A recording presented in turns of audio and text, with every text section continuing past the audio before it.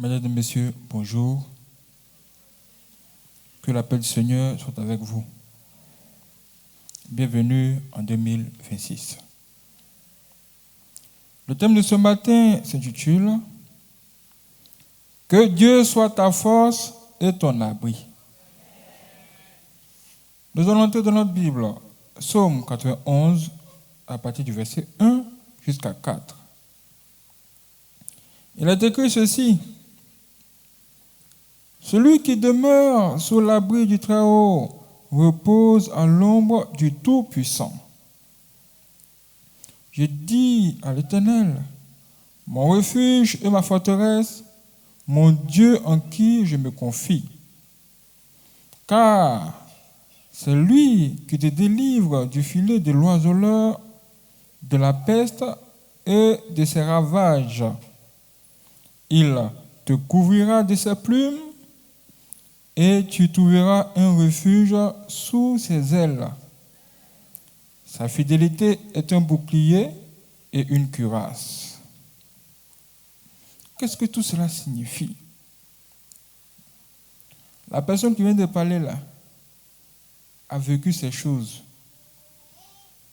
En clair, c'est comme si la personne était en train de dire à Dieu, « Oh Dieu, tu es un vrai protecteur. Vraiment, tu protèges vraiment bien les gens. » Quand quelqu'un se confie en toi, il ne craint rien. Il ne craint personne. Et effectivement, tous ceux qui se confient en Dieu ne doivent pas craindre leurs ennemis. Et tous les jours de ta vie, tu dois te mettre cela dans la tête. Et tu dois te dire aussi que la maison de Dieu est un lieu de refuge.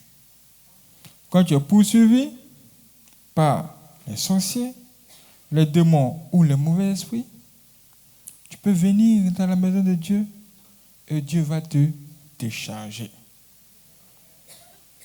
Un jour, un homme, il s'est levé et il allait voir un mystique. Il est arrivé là-bas, il dit que lui, il veut avoir beaucoup d'argent. De l'argent, il veut devenir riche tout de suite. Et l'homme mystique lui a dit, écoute, si tu veux devenir riche, il y a 3 voies. Soit tu donnes quelqu'un, en fait, tu sacrifies une personne de ta famille. Si tu fais ce sacrifice, l'argent que tu vas avoir là, tu pourras réaliser quelque chose avec. Tu pourras construire et tout ça. Ou bien, on te donne une femme. C'est une sirène. C'est cette sirène-là qui va te rendre riche. Maintenant, si tu ne veux pas de tout ça, le 3e moyen, là, c'est que à partir de 9 heures, beaucoup d'argent apparaissent dans ta maison, dans un sac. Et toi, avant que 18 heures n'arrive, là, tu dois finir cet argent. Il ne faut même pas qu'un billet même le reste. Si un billet reste, tu restes aussi. C'est-à-dire que tu meurs. Il a regardé et il a choisi la 3e option. Mais avec cette option, il ne pouvait pas réaliser. Ça veut dire que l'argent arrive. Tout ce qu'il peut faire avec cet argent-là, c'est dépenser seulement. Dilapider cet argent-là seulement. Il ne peut pas réaliser. Il ne peut pas acheter quelque chose pour lui. Il ne peut pas construire, il ne peut rien faire avec. C'est ce qu'il a choisi. Ce qu'il avait lui-même comme argent qu'il pouvait utiliser pour acheter les choses là. C'était ce qu'il travaillait avec la sueur de son front. Donc l'argent de la sueur de son front là, c'est à côté. Et puis l'argent mystique est à part. Quand il a fini ce rituel, dès qu'il est rentré à la maison là, ce qu'il ne savait pas, c'est que pendant que le mystique a été de parler là, un démon est apparu là. Et c'est ce démon-là qui a donné toutes ces instructions-là à l'homme mystique.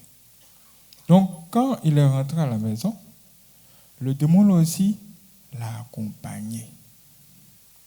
Et le démon-là l'observe tous les jours.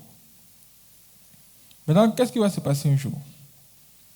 D'abord, ce qui s'est passé, c'est qu'effectivement, l'argent est venu à la maison. Il était content.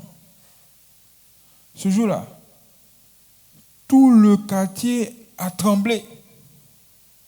Les gens ont senti qu'il y a quelqu'un qui était là. Il a remué le quartier tellement qu'on criait son nom partout. Il jetait de l'argent par-ci, il jetait de l'argent par-là, et tout le monde était étonné.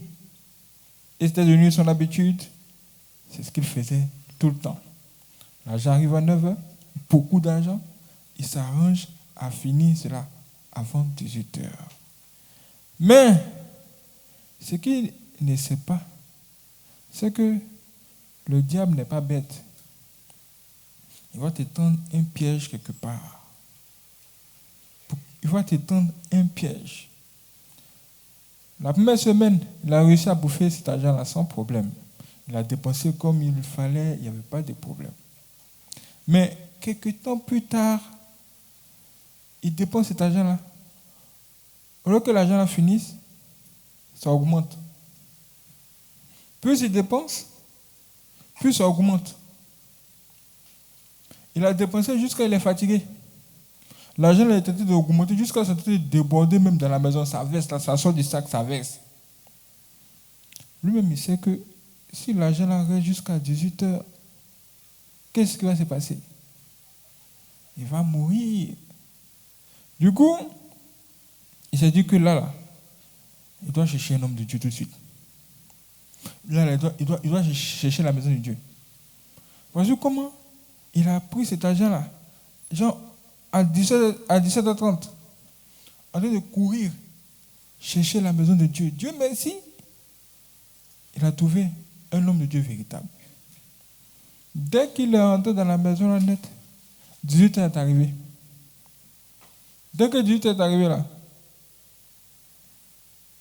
les démons qui lui ont donné l'argent sont apparus à 200 mètres de là où il était.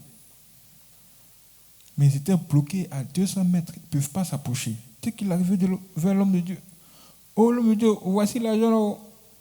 On me demande de finir cet argent là avant 18h. 18h est arrivé, il fait comment? Voici les démons là qui sont là-bas, ils m'attendent. Les démons là aussi le regardent et puis lui disent, viens ici. Il dit non, il ne veut pas. Le démon l'appelle à distance, viens ici. L'homme de Dieu là ne voit pas les démons. Il voit un homme qui est troublé, avec un sac rempli d'argent. L'homme de Dieu dit, bon, ok, puisque c'est ainsi, on va prier pour que Dieu puisse nous aider. Quand l'homme de Dieu s'est mis à prier là, quelque chose s'est passé. Le sac était rempli d'argent. La fumée a commencé à remplir le sac. Cet argent-là s'est transformé en fumée et a disparu. Pendant ce temps, les démons étaient encore là-bas. Hein. Les démons lui disent, viens ici. Lui, il est là. Il dit, à un moment donné, il s'est rendu compte que les démons ne peuvent pas s'approcher de l'église. Hein. On dirait qu'ils ne peuvent pas s'approcher de l'église. Donc, c'est qu'aujourd'hui, la moyen dormir ici. Hein. L'homme de Dieu a fini de prier. L'homme de Dieu lui dit, va, c'est fini. Il dit, non, aujourd'hui, la moyen doit dormir ici. Il est resté là-bas, il ne veut pas sortir. Quel genre de problème? Écoute, je viens à l'église. Hein? Ils peuvent même venir dormir.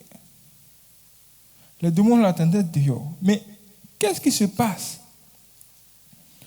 Selon vous, pourquoi les démons ne peuvent pas traverser et arriver là où ils sont? C'est tout simplement parce que Dieu a protégé cette église. Dieu a sa main sur cette église. Du coup, sa lumière est là. Sa lumière protège cet endroit-là.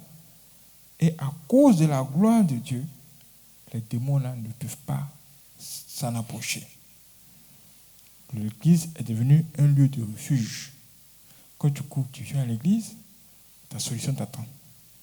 Quand tu cours, tu viens à l'église, ton miracle t'attend. Cette année, c'est 2026. Que la lumière de Dieu descende sur toi. Que le soleil éclaire ta vie. Que ta protection soit renforcée. Et que tu avances de bénédiction en bénédiction. Que Dieu vous garde, qu'il vous bénisse.